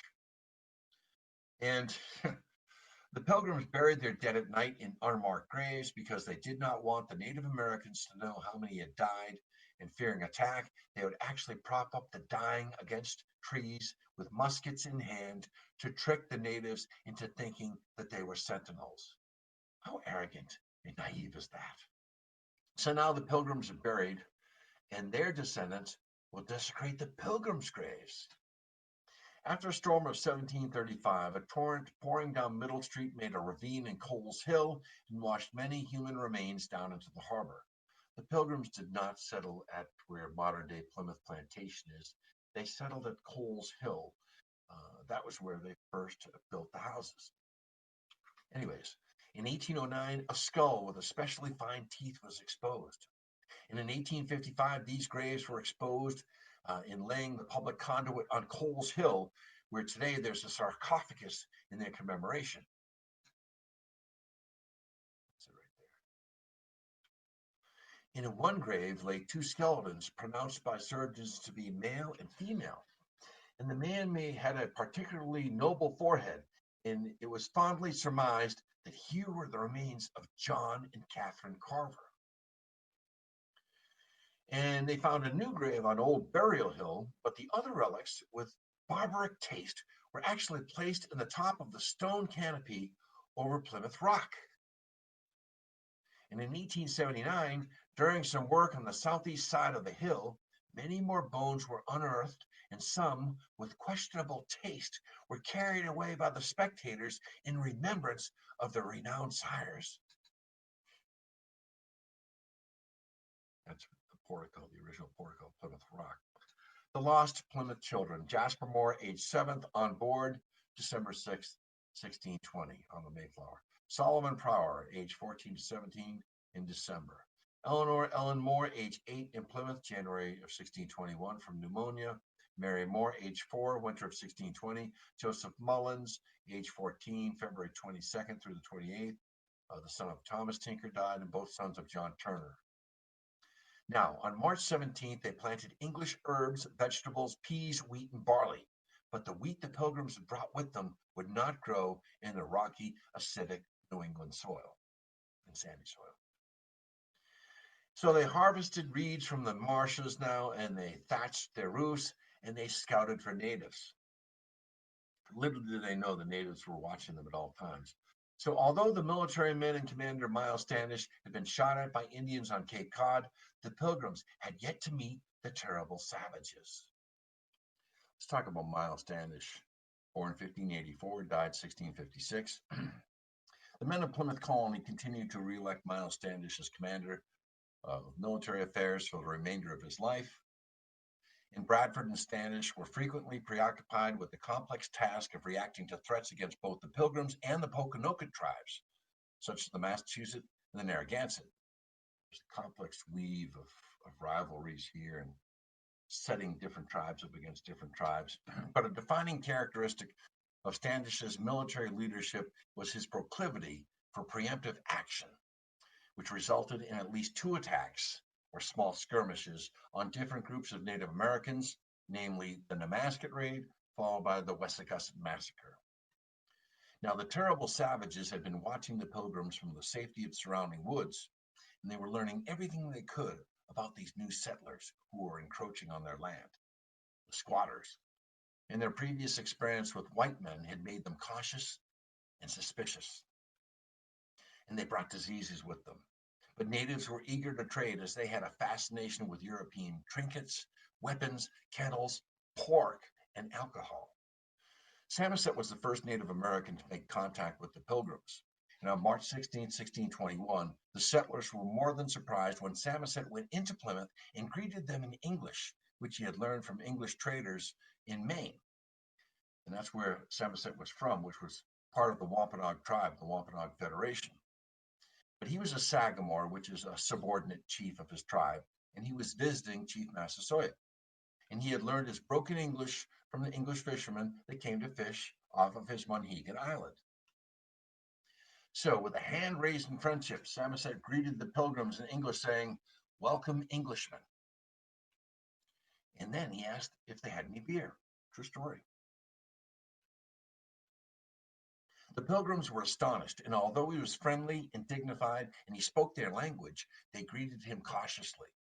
And he spent that night with the Pilgrims, and at first they attempted to sequester him on the Mayflower, but the sea was too rough, so he spent the night inside the fortification. Samoset now was Massasoit's temporary ambassador, and he had come into Plymouth after observing the Pilgrims. Now, he and Squanto had been surprised to return to their abandoned village after the winter and find that there were Englishmen living there. So Samoset departed the following morning, and he promised that he would return in a week with the local leader, the Sachem Massasoit. And this time, he also brought Squanto, who spoke much better English than Samoset. So for the next few days, Squanto acted as an interpreter while Governor Carver and Massasoit worked out a peace treaty that would last more than 50 years. So at this point, I think that Samoset becomes aware of Squanto's duplicity, and we'll go over that. Now, after March 22nd, 1621, just 6 days after he first walked into the village, Samoset disappears from the records and nothing more has been learned about him. My theory is that he returned to Maine, feeling unwanted by Massasoit, due to a deep-seated distrust of Squanto. Squanto was going to be the lead interpreter. Now, William Bradford loved Squanto as if he were his own son, even though he and Massasoit were suspicious of his motives. Squanto, speaking nearly fluent English, had a tremendous advantage over everyone, as he could communicate to both tribes and alter their words if he felt that it could put him in a better position politically, as he dreamed of being one day the sachem of the Wampanoag Federation. Now, Asamaquin, we call him Massasoit, lived from circa 1581 to around the year 1661. So roughly he's 39 to 40. And he was the sachem of the Pokanoket and the leader of the Wampanoag Confederacy. Now, the term Massasoit means great sachem, and he was born in the Pokanoket village of Mount Hope, today's Warren and Bristol, Rhode Island. And some people say he was about 35 when the Pilgrims arrived. I think he was nearing 40. But Samoset had introduced himself to the Pilgrims as the envoy of Massasoit, whom he called the greatest commander of the country, and he arranged Massasoit's meeting with the colonists. And Massasoit negotiated a treaty guaranteeing the English their security in exchange for their alliance against the Narragansett. Again, the Narragansett had not been decimated by the Great Dying. His tribe, actually Massasoit's tribe, was decimated by two significant outbreaks of disease brought by the explorers during the previous 6 years. Typhus epidemic and the Great Dying. Now, the Great Dying had wiped out 80% of Massasoit's warrior force, and now the Narragansett chief, Canonicus, whose people had not been affected by the plague because they used social distancing, they now demanded tribute in return for protection, which was actually subjugation from smaller tribes in the area, including Massasoit, the Wampanoag, the Nausets, the Patuxet, the Massachusetts, etc. So Massasoit saw that an alliance with the Pilgrims could strengthen his defenses against the Narragansett. And they were already allied with the Massachusetts to the north and the Nauset to the east. So you can see here how closely the Wampanoag here and the Nauset, Massachusetts. And here's Mount Hope right on the border of Narragansett territory. So after the collapse of the beaver trade, Massasoit sold off tribal lands for a mere pittance. But Massasoit prevented the failure of the Plymouth Colony and the almost certain starvation that the Pilgrims faced during the earliest years of the colony's establishment. Moreover, Massasoit forged critical political and personal ties with the colonial leaders, which grew out of a negotiated peace treaty on March 22nd, 1621, which stood for 50 years until his death. And the treaty was considered sacred by Massasoit. Now, Massasoit sold lands which the English insisted on having, and he was humane and honest. He never violated his word, and he constantly endeavored to imbue his people with a love of peace. So after the agreement, Massasoit returned to his home of Mount Hope, but he left Squanto behind, his savvy liaison, interpreter, and spy, and he remained in Patuxet, his former village, now appropriated by the Pilgrims. It was his original home before he had been sold into slavery. And in the months that he spent with the Pilgrims, Squanto taught them how to survive in the new place by pointing out poisonous plants and showing them how to use other plants as medicine. And he helped them get through their first full summer there by teaching them the native method of catching fish, eels, shellfish, deer, fowl, and other wildlife for food. And he explained how to get sap from the maple trees, trap animals, and dozens of other skills needed for their survival. Squanto taught the Pilgrims how to maximize land production with strategic planting of the three sisters. That is, drop herring into dug rows and cover them with soil. Then push the corn kernels into the topsoil. Then plant beans next to the corn so they could climb the stalks. And finally, plant pumpkin and squash between the rows. He showed the squirrel nests and skunk hideouts, and that following the bear paths would lead them to blueberry patches. He told them that the deer were active at sunrise and sundown, and he showed the Pilgrims the valleys where the deer tended to congregate in the winter. Squanto took the children to the meadows. They picked wild strawberries. He taught them how to dig up the native Jerusalem artichokes. And in midsummer, they would go to the cranberry bogs and gooseberry patches. And through the fall, they'd gather chestnuts, hickory nuts, walnuts, and hazelnuts. And then he paddled the boys out into the harbor and dug out canoes and set lobster pots made of resin and sinew. When the crops were growing, Squanto took the men into the forests where the turkeys dwelled, and he pointed out the nuts, seeds, and insects that the birds ate. Turkey was a term used by Pilgrims to mean any kind of wild fowl. And then, on April 5th, 1621, the citizens of Pilgrim, hungry, thin, and in threadbare clothes, watched the Mayflower set sail from Plymouth to return to the homeland of England, and not one Pilgrim asked to return. And the Mayflower arrived in just 1 month as opposed to the two that took them over, arriving in England on May 6th, 1621. Let's look at Pokanoket tribal order. There was a sachem or chief, Massasoit, the sagamore or subordinate chief, Quartakina, for instance, his brother. And then beneath the sachem was a class of principal men called Atashkoag in Algonquian, which consisted of shamans called powwows or powwows by the English, who mediated between the people and the god of healing, Hobomoko, called the Hobomok or the Hobomoki by the English.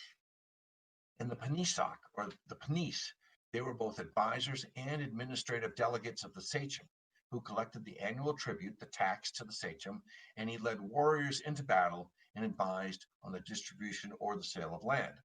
Now, females could attain all of these principal roles, squaw sachem you hear about in history, except for the Panis, that was reserved for men.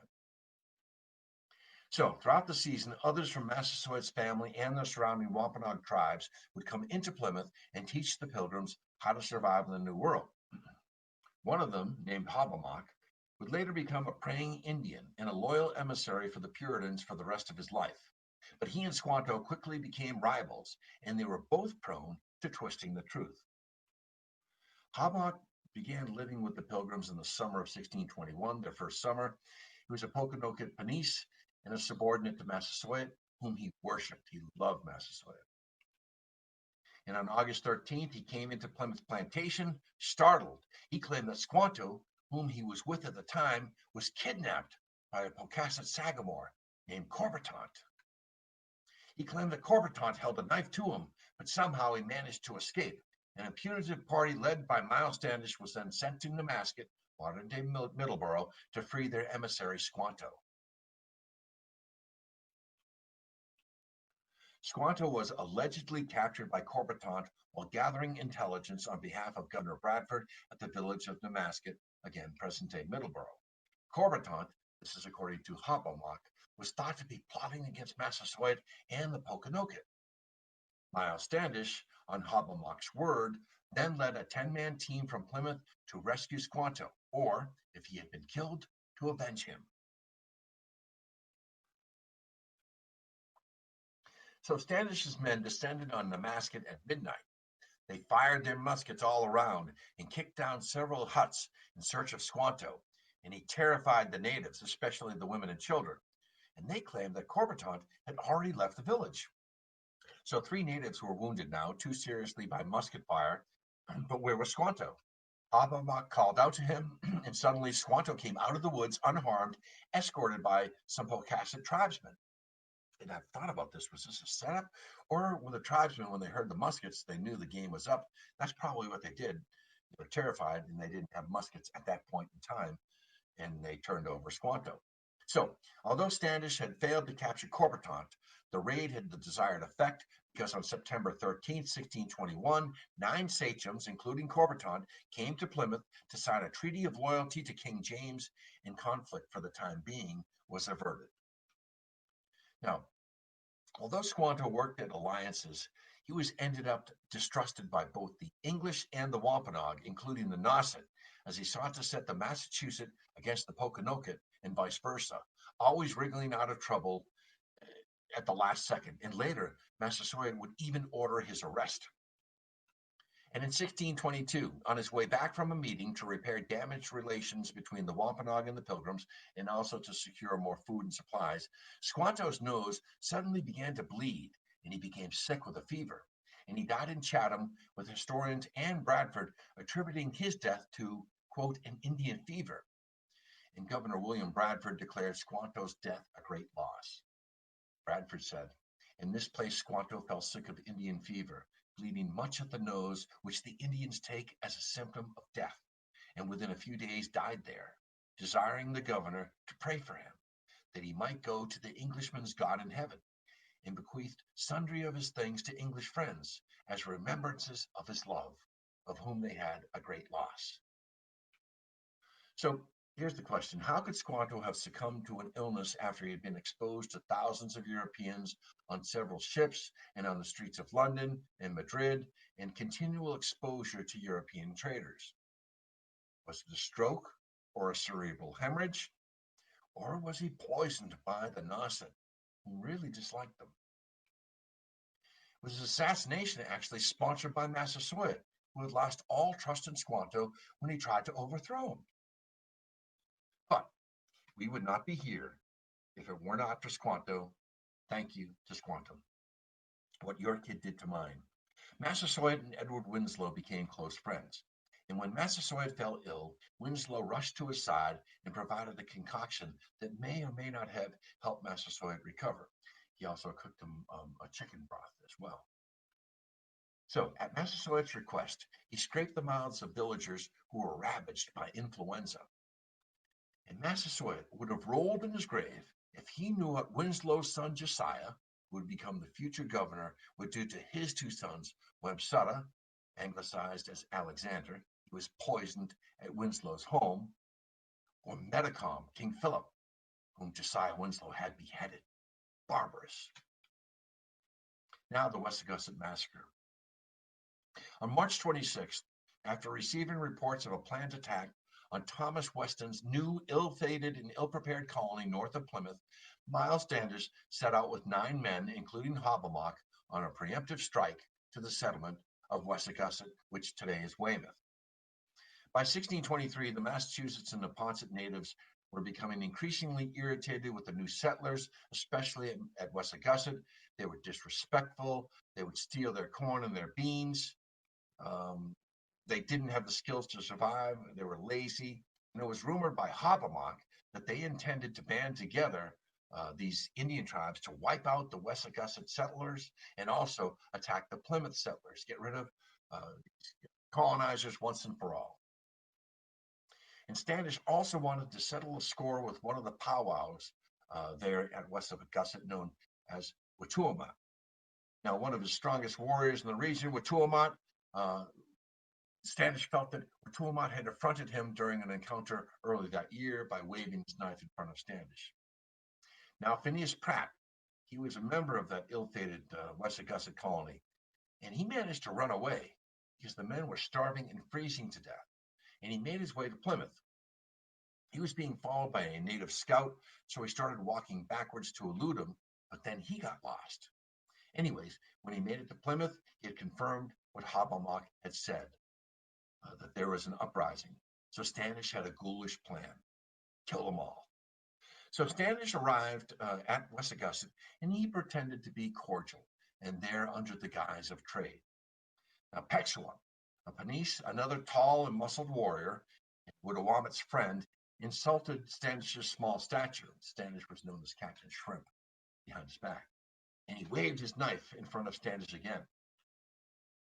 Standish, though, lured them and Widowamit's young brother and some native females into a hut for trading and a meal of pork, which the natives considered to be a delicacy. But when Patuxet looked into Standish's eyes, he knew that he was up to no good. So, while they were eating this delicious pork and being distracted, Standish took their knives and he gruesomely stabbed the three men over and over again. There was blood everywhere. And then he took the women hostage and killed a fourth native man in the village. And then Standish, and this is so ghoulish, he had the bodies drawn and quartered, and then he cut off the head of Widowamit. He wrapped it in a white linen and brought it back to the plantation to a hero's welcome. The head was then placed on a pike at the fork as a warning to all other natives. And in fact, that blood-soaked linen was flown as a banner at William Bradford's second wedding to Anne Southworth that August. Then came the bountiful harvest. In 1621, the harvest was beyond any that the Pilgrims could have imagined. Larders and pantries were full of corn, pumpkins, dried venison, salmon, herring, cod, and ducks, while racks of wild berries lie drying in the sun. Now, those who had survived that devastating first winter and had managed to settle Plymouth with homes and crops, they were now ready to celebrate their good fortune. The Pilgrims didn't call this harvest festival a Thanksgiving, although they did give thanks to God. To them, a day of Thanksgiving was a purely religious observance. The feast was more of a traditional English harvest festival. And the Native Americans had their traditional green corn ceremony or celebration, where they would dance and sing for 3 days.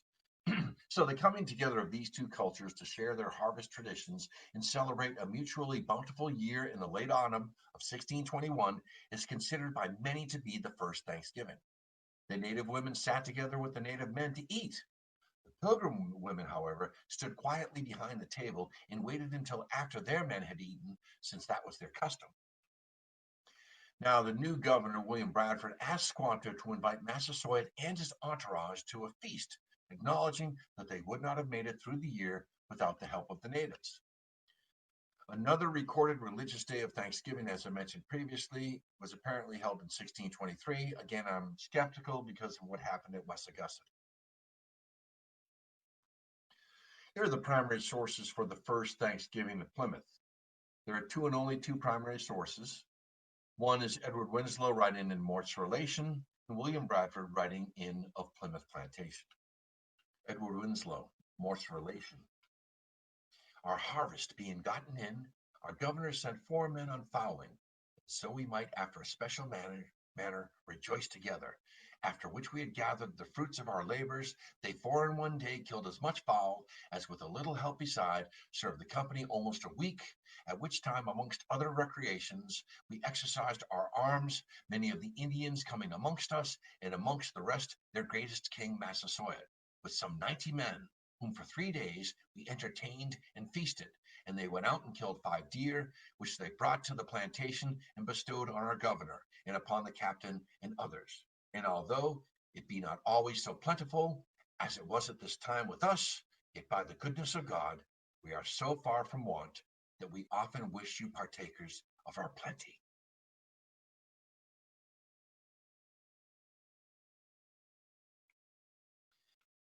William Bradford of Plymouth Plantation.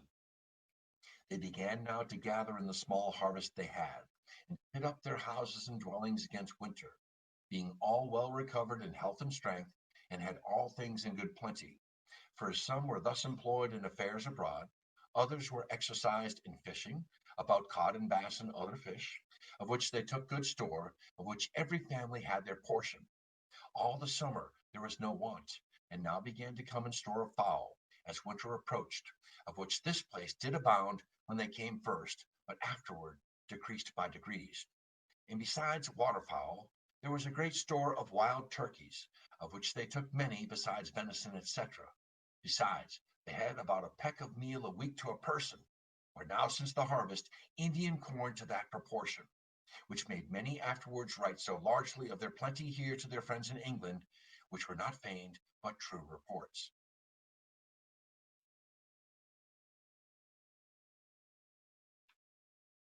There were 53 pilgrims at the first Thanksgiving. 4 married women, including Eleanor Billington, Mary Brewster, Elizabeth Hopkins, and Susanna White Winslow. There were 5 adolescent girls, including Mary Chilton, age 14, and Priscilla Mullins, age 19, and Elizabeth Tilley, Constance Hopkins, and Dorothy the Carver's unnamed maidservant, perhaps 18 or 19. There were 9 adolescent boys, including the 2 Billingtons, 13 young children, and 22 men. Massasoit arrived on the first day of the feast with his family, 90 of them. And momentarily shocked by the expanded size of the festival, the women quickly fried more cornbread, they cooked more vegetables, and stuffed more turkeys with bread and cranberries. They didn't have butter. Seeing that the pilgrims were not prepared to feed a gathering of people that large for 3 days, Massasoit gave orders to his men within the first hour of his arrival to go home and bring back more food. Thus it happened that the Indians supplied the majority of the food: 5 deer, many wild turkeys, fish, beans, squash, corn soup, cornbread, and berries. The supply of flour that the pilgrims brought over with them in the New World had long been diminished, so there was no bread or pastries of any kind except cornbread. However, they ate boiled pumpkin, and there was also no milk, butter, or cider, no domestic cattle for dairy products, no chickens, and the newly discovered potato was still considered by many Europeans at that time to be poisonous, tuba. But the feast included fish, berries, watercress, lobster, dried fruit, clams, venison, and plums. For 3 days, the Pilgrims and the Native Americans feasted, they sang, they danced, they played games, shot guns, fired arrows. Now, this Thanksgiving feast would not be repeated the following year, and many years would pass before it was repeated. In June of 1676, at the conclusion of King Philip's War, a gruesome war, celebrating the end of the war, it would be celebrated in October of 1777, when the 13 colonies joined in Thanksgiving for the victory over the British at Saratoga. And George Washington proclaimed a national day of Thanksgiving in 1789, but there was discord among the colonies, many feeling the hardships of a few pilgrims did not warrant a national holiday. In fact, Thomas Jefferson actually opposed the idea of having Thanksgiving. Eventually, the religious day of Thanksgiving and the harvest festival evolved into one single event, a yearly Thanksgiving proclaimed by individual governors for a Thursday in November. And the custom of an annual Thanksgiving celebrating abundance and family spread across America. So before it became a national holiday, Sarah Josepha Hale lobbied for it, writing to politicians, to magazines, and finally, after 40 years of campaigning for a national holiday of Thanksgiving, that's when President Lincoln issued a proclamation in 1863 proclaiming the last Thursday in November as the Thanksgiving holiday. But the unified date changed to the 4th Thursday, not always the final in November, and this was legislated by President Roosevelt. What about the first Thanksgiving? The claim of where the first Thanksgiving was held in the United States is up for debate.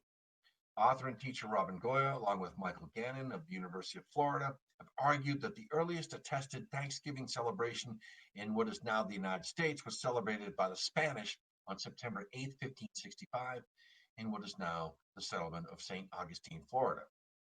Others say that they celebrated it in Jamestown as early as 1607, but we don't know. But what we do know is one of the oldest spice mixes in the country, Bell's, dates back to 1867 when William F. Bell of Newton, Massachusetts, created the blend from an old family recipe. Since then, nothing has changed. Come to think of it, Neither has the box. Salt-free, an all-natural blend of rosemary, oregano, sage, ginger, marjoram, thyme, and pepper with no added preservatives, additives, or artificial ingredients. Combined, bells, the aroma is pure Thanksgiving. Thanksgiving tradition since 1924, the Macy's Thanksgiving Day Parade and the annual Thanksgiving Day football games. The first Thanksgiving morning football game was played in 1882 at Morton Field in Wellesley, Mass, named West Needham at the time, and it's the oldest public high school rivalry. And of course, we have the Detroit Lions, who have played on Thanksgiving, every Thanksgiving since 1934, and they've virtually lost almost every single game. Poor Lions. There's been pardoning the turkey at the White House as a Thanksgiving tradition, Charlie Brown Thanksgiving, the turducken, and of course, Black Friday. So from this turkey to you, happy Thanksgiving. I'm John Horrigan. This has been the Pilgrims, 400 years after. Take care.